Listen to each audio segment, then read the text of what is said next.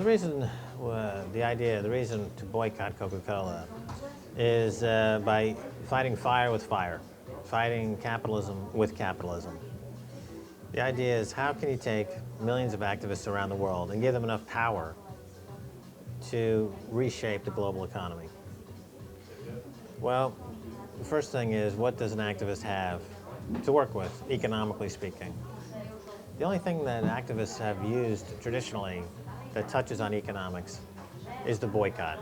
They may not see it as such, but nevertheless, when you boycott something, you're removing revenue, you are removing sales from that thing, and it's very effective.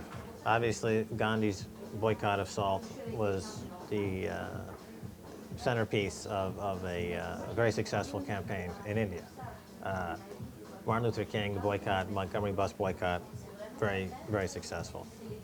But to update this idea of a boycott, look at the economics a little bit more closely. In other words, you could attack 100 different companies and you could boycott 100 different companies.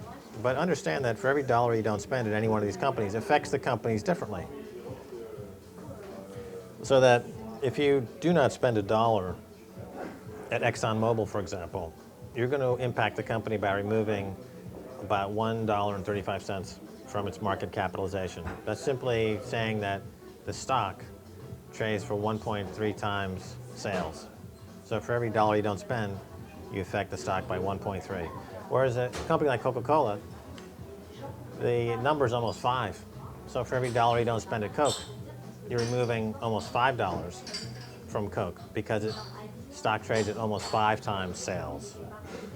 So you're just taking a traditional boycott and you're applying some economic metrics that give you, the activist, more leverage, more juice, bigger bang for your boycott buck. If enough people then think like this, and just put aside all the other reasons for a moment, and just think strictly in terms of strategic thinking and results.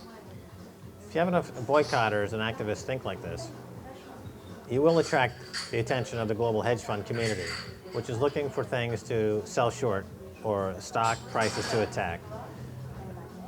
Once the hedge fund community starts to sell Coca-Cola stock short, they're making a negative bet on Coca-Cola. Now you've increased your leverage again, because now you've got this multi-trillion-dollar industry working with activists to attack the stock. The result is a lower stock price. The only thing that an activist should look for in terms of whether they're being successful or not is not what the company says, not what the company writes in its annual report, not what some politician says the company says. They should only look at one thing, and that's the stock price. Stock price goes up, they're failing. Stock price goes down, they're winning.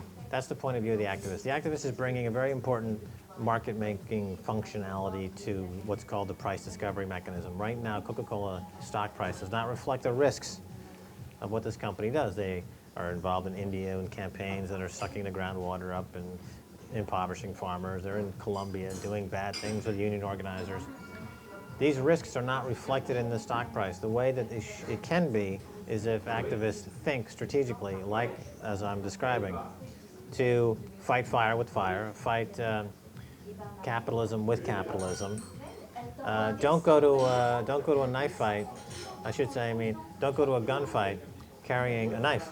I mean, this is typically the activists will go into the gunfight of capitalism, waving a little penknife and expecting to get results. It doesn't work. It has not worked. Ultimately, there's been no, especially in the green movements, have not succeeded. I think it's time to reevaluate. Certainly, the big ones need to reevaluate their position, and I had a chance to speak to some of them, and they're very reluctant to change their way of thinking, which is part of the problem, I think.